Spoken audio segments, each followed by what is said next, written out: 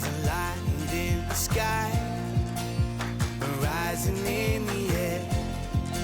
There's a feeling so strong. It's time to light the fire, like a bright shining light. Learn, getting more out of life. Love, sharing time with friends, feeling so strong. Yes, hello, welcome to the House of Wellness. I'm Luke Darcy and I'm joined by my friend and colleague Joe Stanley. Welcome, Joe. Oh, thanks, Darcy. It is great to be here. I tell you, so much is going on. It's a crazy old world, everything changing by the minute, from strict curfews and laws here in Victoria to wear a mask, to border closures and the fluctuating coronavirus figures. It's really hard to even imagine when and how all of this is going to end. You are absolutely right, Joe. And with all that comes an increased focus on mental health. It's something that needs to become part of our daily routine. You and I are very passionate about that, something that we put time into every day. Yeah, we talk a lot about mental illness, particularly when it comes to men. It's being called the other pandemic as it affects 1 in 5 Aussies each and every year. Which is why today we'll be meeting some of our best known and not so well known faces who are doing their bit to lift the stigma surrounding mental and physical health. If ever you could choose a face that would lift awareness about anything, it's this man. He's one of Melbourne's most colourful faces and he'll teach you a thing or two about hepatitis. Correct. But to kick things off, one of my all-time sporting heroes is New Zealand's superstar Sir John Kerwin. JK, as he's affectionately known, is one of the highest try scorers in international rugby history and was a key member of the All Blacks that won the first ever Rugby World Cup back in 1987. The All Blacks are considered one of the toughest rugby teams in the world, and JK was seemingly indestructible, but while he was shining on the field, inside he was grappling with his mental health demons. He's an absolute legend, Joe, one of the favourite interviews that I've ever done. You couldn't get a more engaging, inspiring person. Devastating, funny and completely honest is how I would describe him. Let's take a look. Well, what a great pleasure it is and a great privilege to meet Sir John Kerwin, who was one of the greatest All Blacks of all time, played 63 tests, scored 35 tries. On any measure, that is an outstanding life achievement. And I'm going to be bold enough to call you JK, which I think is your preferred moniker. Thanks for joining us on the House of Wellness. Oh, no, it's great to be here. I've been really excited about this conversation, so thanks for inviting me. Yeah, it's good to be here, and you're the same. I mean, it's two footy players. Yours was a bit different to mine. Well, I grew up as a kid at the age of 5, and I used to tell people I was going to play football for a living, and they used to laugh at me, my siblings. But were you the same? Did you, at a young age, have the All Blacks in mind? Oh, I think I said All Blacks before I said Mum and Dad, which they were pretty gutted about. Yeah, I always had a dream of being an athlete. I always wanted to be an All Black, but every kid does. I just got lucky, you know. I had a couple of really big moments in my career early and was lucky enough to make it and then stay there for a while. Had a great time. There's an incredible aura around the All Blacks and in our part of the world here in Australia, but everywhere. The All Blacks have got a brand that's recognised for sport excellence and achievement worldwide. You're at the peak of your powers. Every childhood dream is to do what you're doing, but at the same time, you're battling this crippling anxiety. Tell us what that was like. Oh, yeah. I mean, I think the turning point for me was I wanted to jump out of a window in the Hilton Hotel in Buenos Aires. On the 10th floor, the window was open. I'd never actually planned a suicide, but I did have suicide thoughts. And this night I just had a guts full of battling this inner demon, and I was been hiding my anxiety, which then turned into a depression. And the guy lying next to me who's actually been knighted as well, his name's Sir Michael Jones. We just called him Iceman back then, but he must have had a feeling about it, and he said, JK, you've got a good heart. And those words saved my life, and I said that to myself for the next 48 hours. I scored 2 tries the next day against Argentina, but I was just like on autopilot. It was actually like, you know, when you sit in a stand and watch a game of rugby, that's what life was like for me at the time. There was this figure just out there and I was in this haze looking on. And when I got home, I finally decided to reach out and get help. The dumb thing was that I went to my doctor. You heard who the doctor was? My doctor was the All Black doctor. I'd been on tour with him for 5 weeks and hadn't spoken to him. And then finally we started to get some understanding and some help around mental health and what I needed to do to go from what I call surviving to thriving. So I was just surviving back then, you know, I was dead inside, you know. I think 3 things that anxiety and depression does: takes away your self-esteem, takes away your self-confidence, and takes away your enjoyment.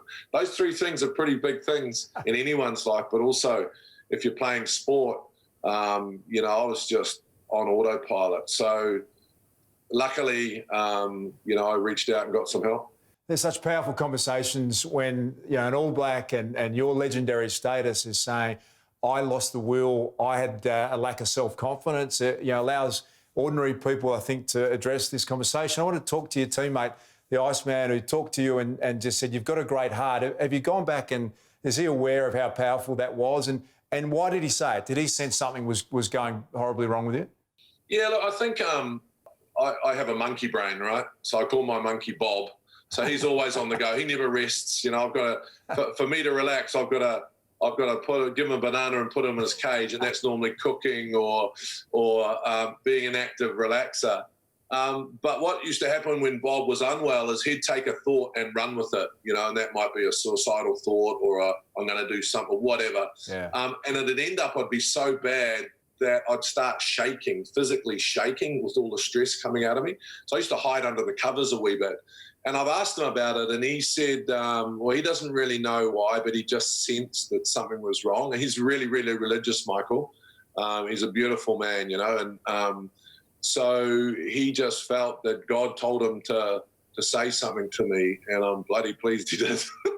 You go back home and you have a conversation with your parents. Can you tell us about that? Yeah, it was a really hard conversation. So the nicest thing for me was that I thought it was a weakness. So I thought I was weak, not good enough, not man enough, you know, faking shit, not good enough to be an All Black. What am I doing? Who am I kidding? So I thought it was a real weakness.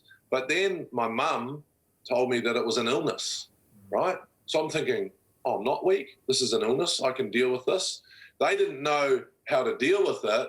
But then I went to Doc Mayhew, who was the All Black doctor, and he said, oh, mate, this is anxiety and depression. I went, wow, it's got a name. And that gave me some relief. I had to go on antidepressants. But then the second person I went to, her name was Dr. Louise Armstrong. She saved my life. And this is how bad it was back then. I booked an hour before my hour and an hour after so that no one would see me. I parked 2 Ks down the road, you know, I'm hiding behind trees. And but I got in there and she went, All Black, eh? And I went, yeah. And she said, what would you do, and being a sportsman, you'll understand this, what would you do if you had a tight hamstring? And I said, well, I'd stop and stretch it. She said, okay, you've stopped and stretched it. Get up and keep running. It gets really, really tight. And she said, what would you do? And I said, well, I'd ice it and go to the physio. She said, your brain's no different, you dick. You know, I'm going, shit, I've got a hamstring in the head, you know. What's the ice and who's the physio? Yeah. You know, I tried self-medication, so I used to get on the piss. And that actually gave me some short-term relief, believe it or not. But then I went back at 100 miles an hour the next day. So I knew that wasn't, you know, self-medication wasn't the way through. So I just started thinking, okay, what's the ice? You know, and I've tried transcendental meditation. I've tried all these things till really right now I have a daily mental health plan, daily, that suits my mind. And I went through a bit of I hate the word journey, you know, it's sort of a bit fluffy, isn't it? Everyone uses it. But I did go on this journey of understanding my mind and understanding the tools and techniques that you need on a daily basis to stay well. And one thing I say is there is no rules around this. So I can't meditate. No, and meditation is fantastic. You should try meditation. But it wasn't quite for me. So I do a lot of breathing and I do visualization. But I do other things because that's my mind. You know, that's my monkey brain. Yeah. But if it's yoga, if it's meditation, but don't put any judgment on yourself. Just try shit until you find that thing that you actually feel better afterwards, you know? Am I allowed to swear? I'm sorry. You can say whatever you like, JK. When you've got Sarah in front of you, do what you like. Can you tell us about your daily routine? What works for you now to keep your mental health where you want it? what I did is because when you hop in a shower in the morning, you're normally thinking about the past or thinking about the future. I've got to do this, got to do that.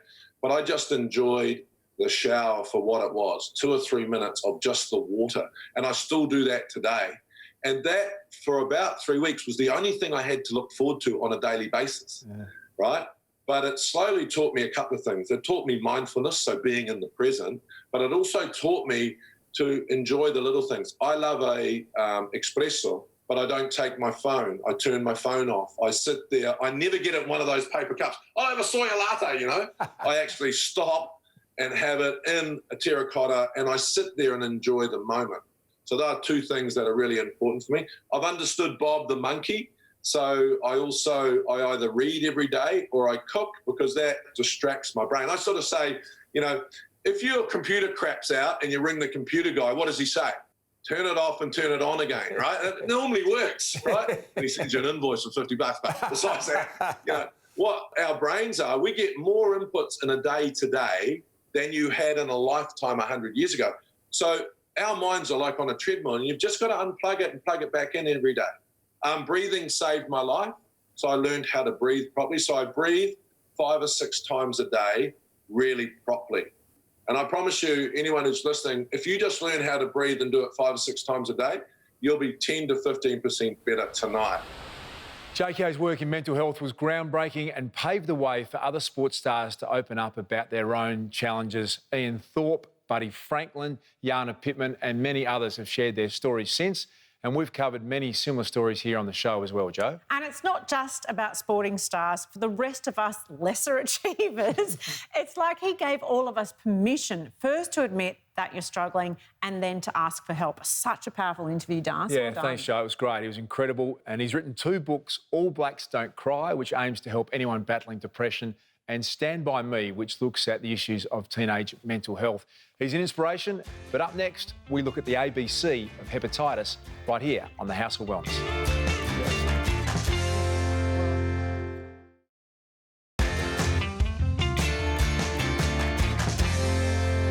Well, there are lots of things that used to be frowned on once, but these days they've become the norm, Jo.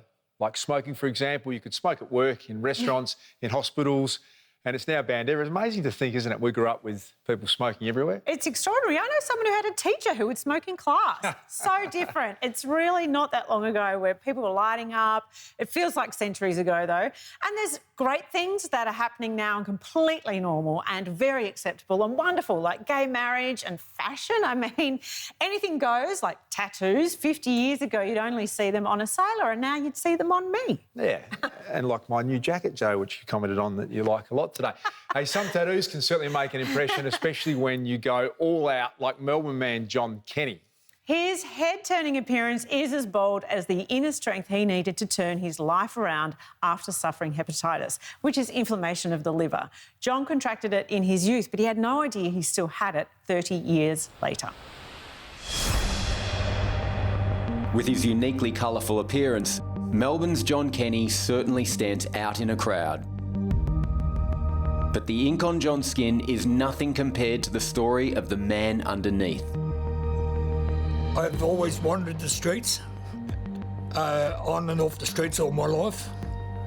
I became homeless, I don't know what age, but I used to go on the streets and then all of a sudden I'll find a place to live, stay there for a while, do some work, and then all of a sudden I'll lose my job. Now I'll go back on the streets again. So it's been like that, back and forth, like a yo-yo. After suffering an abusive childhood, John ran away from home at a young age and quickly learnt to do whatever it took just to survive. I didn't have a family to guide me through life. I had to learn everything the hard way, and everything I learned was the wrong way. I used to sometimes break in houses, they've got caught for it, but broken houses. Gone to the fridge, helped myself to a meal, cleaned up my mess, left a little note saying thank you, I was homeless, I needed something to eat, sorry about this, and then left. And then I started hitting drugs and alcohol through my life. As John became dependent on drugs to battle loneliness and depression, he fell deeper and deeper into a cycle of crime. Once you get that monkey on the back, do anything to get the money to get that drug, because money wasn't easy to come on the streets. You had to find ways of robbing people or conning people or receiving stolen goods, things like that. During his 20s, John used a dirty needle in a moment of desperation. A few weeks later, his body started crying out for help. I was so sick, I couldn't understand why, and people said my eyes looked yellow, my skin looked yellow. I didn't understand. It was 2 weeks before someone found me, nearly dead in the bed, that they rang an ambulance, and I got stuck and put into Fairfield Hospital. And that's when I found I had hepatitis. John spent 2 weeks in hospital before being released with what he thought was a clean bill of health. I thought it was clean. I went through life believing I was clean. For the next 30 years, John struggled to shake off the same harmful habits, hitting rock bottom in the 90s when he ended up in prison. It was a medical checkup on his release that showed hepatitis C was still very much part of his life. I spoke to my doctor about it, said how I contracted it, how I got rid of it, and then she turned around and told me that, no, you didn't get rid of it. I've carried it about nearly 30, 40 years, hepatitis, and it didn't damage my kidneys or anything. She decided to test me every 12 months. Back in 2002, she tested me one more time, then she brought me back and she said, your body got rid of the hepatitis. She said, you're totally clean. And your kidneys are fine, everything's perfect. She said, I don't know how you got out of it. She said, all your veins are getting back again, they will collapse. And she said, I can't work out why or how it's working this way. She said, you're about the first one I've noticed it's happened to. So I think to myself that was very lucky. After a lifetime of self-destructive behaviour, John's medical miracle gave him the strength to fight his demons. Realising I had to change my whole life and decided to get rid of all the people I knew who did drugs, try to avoid all that and alcohol, and try and learn to live a normal life. Moving into community housing and finding work as a street vendor, John pledged to spend the rest of his life giving others the support he never received. Today he's employed as a crucial member of the Victorian Council to Homeless Persons, using his story and his eye-catching appearance to campaign for the rights and needs of Melbourne's most vulnerable. It's a story that I wish I didn't go through, but because I went through it, I've got so much experience out of it that I can use. I've got a goal at the end, and the goal is affordable housing and permanent housing for homeless people. It's given me a purpose in life now. This is the main thing I've never had in my life. It's a purpose in life to put something back in society instead of, doing the opposite. And hopefully that people will learn by my mistakes not to make the same mistakes. Well, John certainly loves a bit of attention, Joe, it's fair to say, which is great for this cause. And would you believe he's still finding places to add ink? He even had his eyeballs tattooed. Ooh, well, I think I draw the line there. Yep. I think I do. But John is so right as the face for Hepatitis Victoria and wants everyone to know the disease doesn't discriminate and neither should we. If left untreated, hepatitis C can lead to a whole raft of problems. So if in doubt, check in with your GP. Still to come, Heinzie investigates the effects of our obsession with cleanliness. But up next, cricket legend Shane Warne lends his support to families battling childhood cancer. Back after this on the House of Wellness.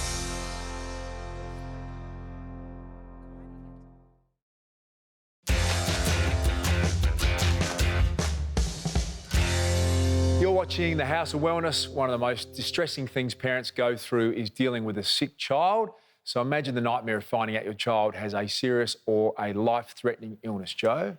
Unless you've been through it, it's impossible to know the crushing anguish it must bring. Childhood cancer is one of the cruelest diseases, bringing families the double blow of the disease along with huge emotional and financial stress. My Room Children's Cancer charity provides support by helping families pay their bills, find accommodation and source critical medical equipment. And leg spinner, in fact, one of the greatest of all time, and the father of three, Shane Warne, is lending his superstar support. Take a look. Before Esma was diagnosed, she had just finished her first year in prep. Active, happy, you know, full of life, enjoying every day. Every day was a new day, you know. So on the summer school holidays, we actually went to Phillip Island for a little bit of a break. And after returning, I just felt that Esma wasn't like her usual self. She wasn't out in the backyard like she was. Basically just sitting on the couch, almost lethargic. We did what anyone would do, go to the hospital, go to the doctors, numerous amounts of time. Until, she had the MRI and they said there's a big tumour on Esma's spine and brain, I just wasn't prepared for that news, you know. I think time just stood still for me. Once I found out that Esma was diagnosed with cancer, things just moved so quickly where we had to basically move into the hospital. So at the time, you know, paying bills and rent and stuff was becoming quite hard. Plus having to put the other kids into childcare as well was a cost. It was just financially draining. Each year in Australia, over 700 children like Selma's daughter Esma are diagnosed with cancer. For nearly 30 years, the My Room charity have been providing emotional and financial support to the families affected. Normally when a child's diagnosed, a two-income household would go down to a one income because a parent would sit by the bedside while the other parent's, looking after their, if they've got other children or the family. So we reach out to families that need our help, and especially during this period of time, that's been monumental. So things like paying their bills or accommodation costs for families that are, needing that accommodation to be close to their children, or mortgage repayments that they can't meet. It just alleviates that pressure on these families, and that's really important. My Room also help families access critical medical equipment and clinical care, as well as funding medical research with a goal of reaching a 100% cure rate for childhood cancers. Where does most of your fundraising come from? So fundraising is an interesting one because it's heavily impacted this year, given to COVID. We have a gala ball the last Saturday in August, and we have done that for the last 28 years. We would normally be preparing for that gala ball now, and that's really difficult for us because we need that money to continue to do the work that we're doing. So we are relying heavily on, the community to help us. One of the ways people can support My Room is by purchasing a new fragrance by Shane Warne. All the profits from the launch of the fragrance will go to the charity. So we're forever grateful to Shane for lending his name and fragrance. The impact is great, and we just need to make sure that even during this horrible period of COVID, that we get those funds coming into the charity to keep doing what we're doing. It's been 2 years from the first time that Esma was diagnosed, and she is in remission. My Room helped me a lot throughout my journey, and even afterwards they paid for the roof over our heads, bills, food, car park, absolutely everything. In every way possible, they went above and beyond just to accommodate me and my family and to make it a little bit more easier for us. So I think it's very, very, very important that you do donate to My Room.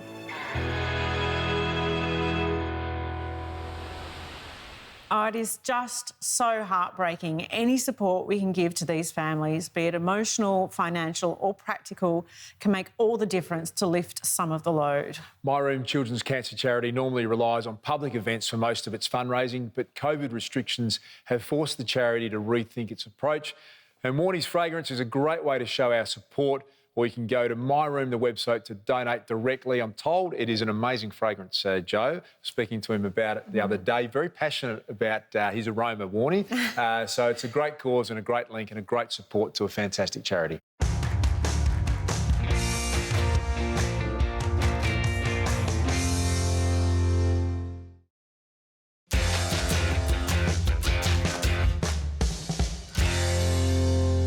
Well, earlier in the show, I caught up with rugby legend Sir John Kerwin, who spoke so openly about his struggles with mental health. It's time to talk my first sporting love, Joe, and that's the world of AFL. Simon Black had a 16-year career with the Brisbane Lions and is now coaching up-and-comers on how to be their best on and off the field. He was a freak of a player, Joe. Unbelievable midfielder, one of the most decorated players in the game's history. Won the Brownlow medal in 2002. You know, a lot of people thought I should have won it that year. Yeah, I've heard this. You have heard that, yeah. Mainly from you. Yes, yeah. Probably in the end, Simon deserved it. He won the Norm Smith medal, best and fairest for 3 years. Three-time premiership player with the Lions as well. He couldn't get a better player. 3 premierships, you name it. He's been as good as it gets, Simon Black. Yes, he won 2 of those premierships against Collingwood, so that still hurts me a little. Time to get over it, Joe. I can't. But who better to give us the lowdown on healthcare and fitness? Simon's latest mission is to harness the power of movement to help empower us all. Simon Black, how did he get out of there? He's pretty to watch, isn't he? One of the best you'll ever see. Simon Black is the definition of success in the AFL. A 300-game premiership player, Brownlow winner, Norm Smith medalist, but even with all those accolades, he's still a humble guy from Perth. How good is this? For me, growing up, I never thought I'd be an AFL footballer. I just simply thought I wouldn't be good enough. And at the age, I guess, of about 19 or 20, when I got drafted and started playing some games of AFL football, it was a real watershed moment for me. That was like, wow, okay, if I continue to work hard and set goals and push myself, I can continue to do something that I love and have loved since the age of 9. But like all elite athletes, that love takes an enormous toll on the body. Playing AFL football, it's very physically demanding, particularly if you're lucky to play over a long number of years. You know, there's a lot of pressure through your joints and through your muscles, and there's a lot of wear and tear that happens on the back of that. When your profession is your body and performing using your body, it's critically important, obviously, to be able to make sure you maintain it, being healthy, physically, mentally and emotionally as well.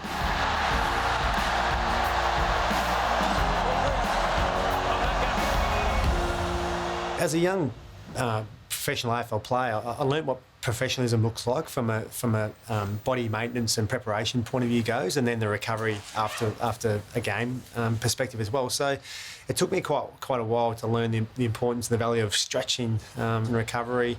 But probably the biggest one I did find is, you know, that giving my body enough fuel to recover. The right nutrients is critically important to be able to move and feel great. You've got to fuel your body with the right things. So you've got to give it what your body requires and your body needs. Oh, wonderful skills. Silky by Black. Since leaving the game in 2013, Simon's worked on balancing his retirement with a renewed focus.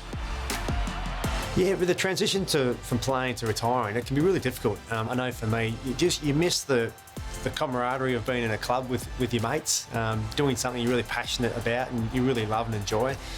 Once you turn the corner a little bit, I guess, you realise there's a lot more things out there in this world, and you get to explore those different aspects of life and new challenges, and you find new passions.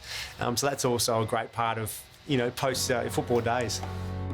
Moving is when I feel most alive and at my best. So staying active and moving every day is how I feel great, and that's what being body smart is. These days, I want to be active with my children and my boys. They're pretty busy, active young guys. So, you know, it's really important that I look after my body now to remain active into my 40s and 50s and 60s. to me, being healthy and active is a lifelong journey, I guess. And so I would be very disappointed in myself if I don't look after myself and I can't kick a football in the park with my boys when I'm in my mid-50s.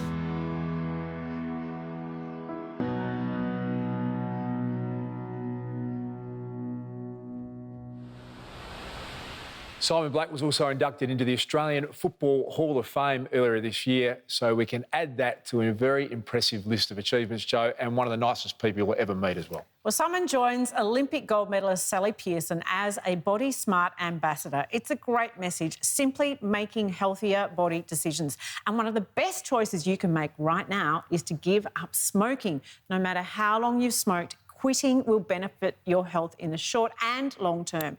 You might feel that it's all a bit hopeless, especially if you've tried a few times before with no luck. Maybe you just need to try something else, gum, patches or acupuncture even. It's never too late to try.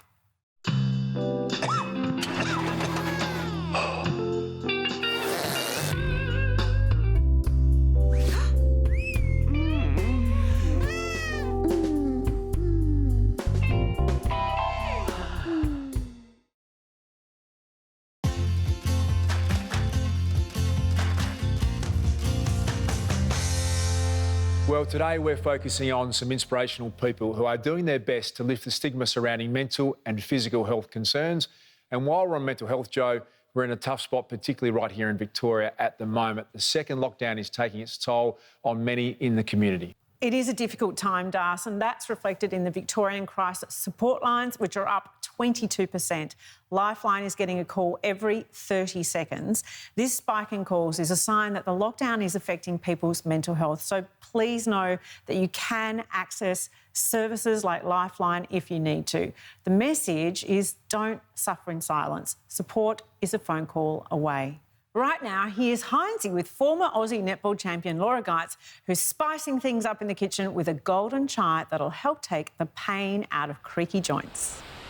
Laura, it's absolutely incredible to have you in the kitchen here today, but I am going to warn you, I'm going to be coming thick and fast with the hard-hitting questions, starting with, what is your stance on coffee versus tea? Oh, you're not wrong, Luke. Hard-hitting questions early on. I have to say, growing up on a farm, it was tea, breakfast, lunch and dinner, but now I'm a mother of two. Coffee is my life. Oh, I am so on the same page as you. I love a warm, comforting drink, especially in the afternoon, which is why this golden chai is incredibly perfect, because it's caffeine-free, meaning you can have it without feeling wired and staying awake at night. All right, Luke, so I'm guessing the name is inspired by the vibrant turmeric that you're using today. You got it in one, Laura, and I tell you what, I absolutely love adding turmeric to my recipes because as a spice, it adds an incredible depth of flavour.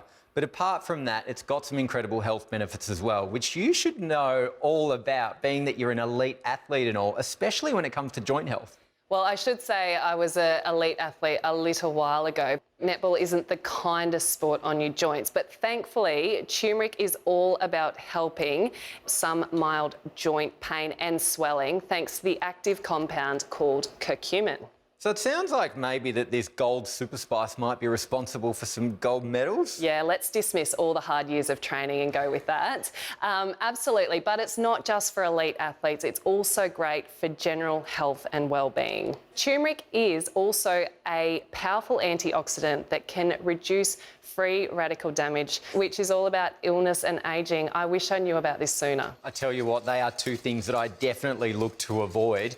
Now, there's another natural ingredient that goes hand in hand with turmeric, right? Correct. Boswellia is what you're thinking about, Luke. So this is also a powerful herbal extract which can help anti-inflammatory and can also reduce symptoms of conditions like mild osteoarthritis. So while you're using the turmeric in the cooking today, the great news is both Boswellia and turmeric can also be used in supplement format. It sounds to me like they're the goal attack and the goalkeeper of joint health, whilst this golden chai is the centre of deliciousness. Now check this out, Laura. You are all over it. Doesn't get better than this. Cheers to this. Cheers Thank to you. that. I wish I Enjoy. knew about this when I was playing and had it all the time. I know, right? Addictive.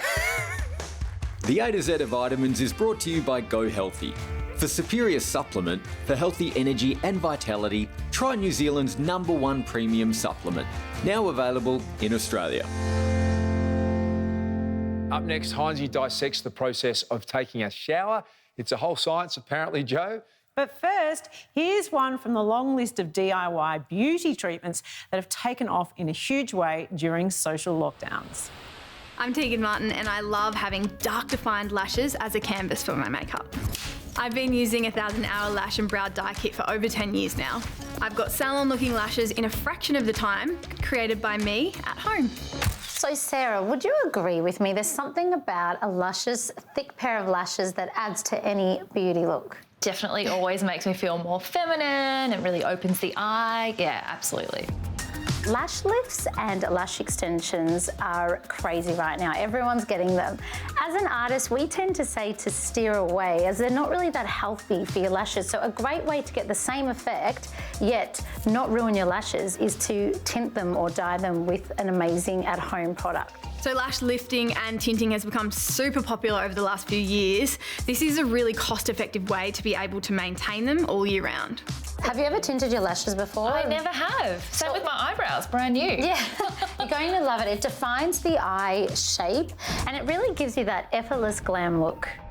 Not only is it great to tint your lashes at home and be able to go out without mascara on, but it also thickens the lashes up when you do apply mascara for a night out as well. With the applicator wand, mix some of the mixture onto it and apply it to your lashes as if you were applying mascara.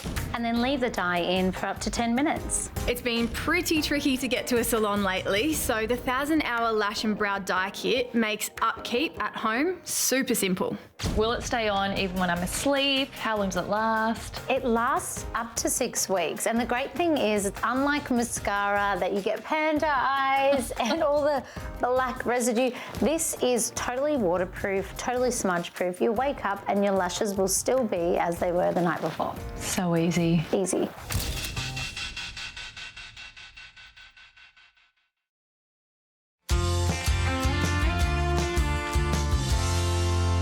Welcome back. It's fair to say most of us are now in the habit of washing our hands a lot, along with masks and keeping a distance. It's our best protection against the spread of coronavirus and germs in general, as we found out, Jo. Absolutely. Look, for some of us who suffer cracked or dry skin, all that soapy hand washing can be a bit irritable. I use a soap-free wash, but they say that alcohol-based sanitisers, as opposed to washes, are actually the most effective, which got us thinking, is there such a thing as being too clean? And more specifically, are we spending too much time in the shower or taking too many showers? Interested in that discussion, Jo, because we've been told that getting our kids to play in the dirt, develop a bit of natural immunity is a good thing. So Heinzie caught up with a top Canadian dermatologist to find out how modern-day grooming habits could actually be harming our skin. Is there such a thing as being too clean?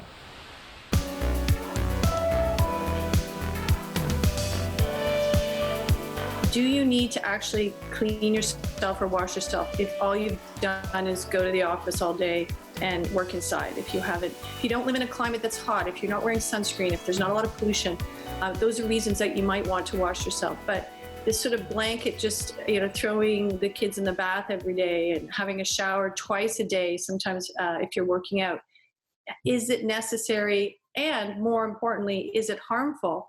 And I think that the answer is it's doing something. We just don't know what yet, but I do think that it has altered our skin. You've been quoted as saying men should only wash their bits. What do you mean by that? Well, I mean, that was that Atlantic article. I was interviewed for my book, and he said, give me an example of how this plays out in your practice. And as dermatologists in Canada, probably not so much in Australia, when the weather changes in the fall and the indoor heating goes on, the skin starts to dry out because of the lower humidity. And if you're washing your body all day, every day with soaps and cleansers, you're actually removing your skin's natural protective oils. And by doing that, you start to get even more dry. And then the dryness actually can lead to inflammation of the skin or eczema. And we call it winter itch in Canada. So men will come in and they're itchy, and all I have to do is tell them to not shower every day or wash their whole body with a squeegee and a body soap everywhere, and just wash the bits, the underarms, the groin, and the feet. And if you are working out, try to do it all with one shower, time your workout so that you don't have to have a shower twice a day, and the itch goes away. And they don't need to moisturize. That's the thing. If you wash better, you don't actually need to moisturize. Can you share a little bit of insight as to how we should be showering and the best washing process? You don't need to lather your whole body. You do not want to use true soap bars that are high alkaline, so real true soap bars. You want to use cleansers. You don't need extra, fragrances and bells and whistles in your body products that aren't necessary for your skin health nor for the environment. If you have skin disease, though, if you already have established eczema, we do know as dermatologists that a daily shower or bath is helpful. If you have acne, teenagers that are oily, they may want to have a quick shower every day and clean those areas. But for the average person who has healthy, normal skin, and for healthy kids, you do not need to be scrubbing them head to toe with body washes and soaps every day. If you go back to the history of soap and cleaning, it's quite fascinating, actually. Soap was the first beauty product.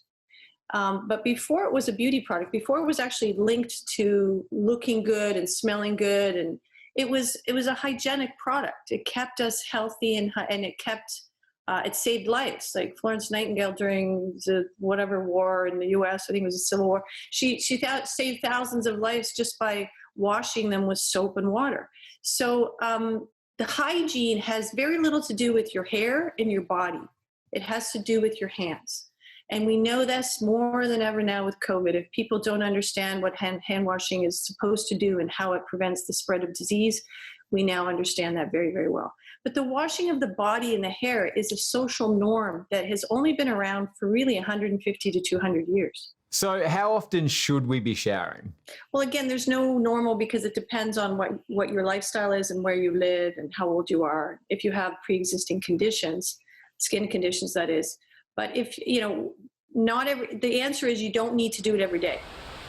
Now, Joe, as someone who is a long-term veteran of breakfast radio, the early morning shower is crucial to getting up. Do you still take a long shower? No, we have timers. We're very specific about not wasting water in our house. But I will say sometimes I'll have 2 or 3 showers in a day just because I'm freezing.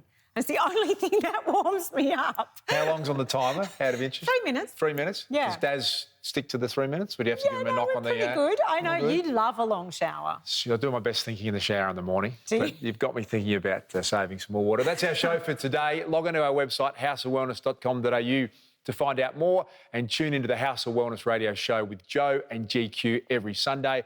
And Joe, the Best of You podcast with Emma Murray is going strong. What are you guys up to? Yes, well, if you are interested in engaging with your mental health and how mindfulness can help you, particularly at this time when we're facing so many challenges, do check out Best of You in the House of Wellness with Emma Murray. You can download it at podcastoneaustralia.com.au. And look out for this weekend's Sunday Lift Out with the great Shane Warne on the cover. Thanks as always to our good friends at Chemist Warehouse. And until next time, stay well. And if you're in Victoria, stay home. We'll see you next time.